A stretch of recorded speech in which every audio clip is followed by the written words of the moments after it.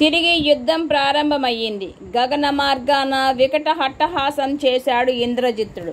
రాక్షసులు జయధ్వనులు చేశారు. మనసులో ఆయుధ స్మరణ చేసి బాణాన్ని ప్రయోగించాడు ఇంద్రజిత్తు. నిప్పులు కక్కుతూ లక్ష్మణుడి వైపు రాసాగింది. ఆ అగ్ని బాణానికి ప్రతిగా లక్ష్మణునికి నీటి బాణాన్ని వేశాడు.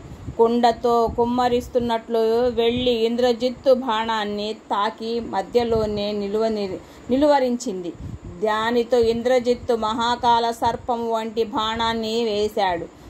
మనసులో స్మరించి వేశాడు. ఆ సర్పబాణం భయంకరమైన విషజ్వాలలు కుమ్మరిస్తూ ముందుకు సాగింది. ఆ బాణ విషపు జ్వాల దాటికి మొత్తం యుద్ధ ప్రాంతమే వేడెక్కింది.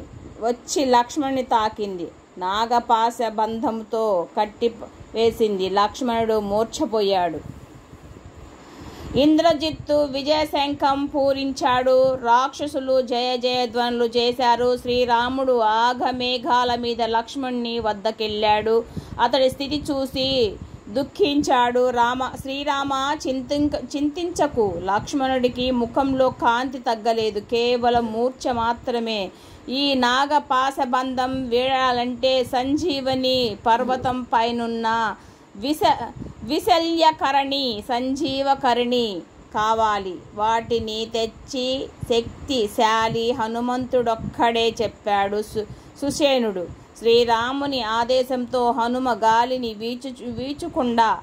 వీచుకుంటూ వెళ్ళాడు. ఆ మహాపర్వతంపై ఎన్నో మూలికలు ఉన్నాయి. సుషేణుడి చెప్పినవేమిటో అర్థం కాక ఆ ఔషధి పర్వతాన్నే పెలికించి మనోవేగముతో శ్రీరాముని చేరాడు. సుషేణుడి అతనికి కావలసిన మూలికలను తీసుకుని లక్ష్మణుని నాగపాశ బంధం నుంచి విముక్తుని చేశాడు. వానరులంతా జయధ్వనులు చేశారు.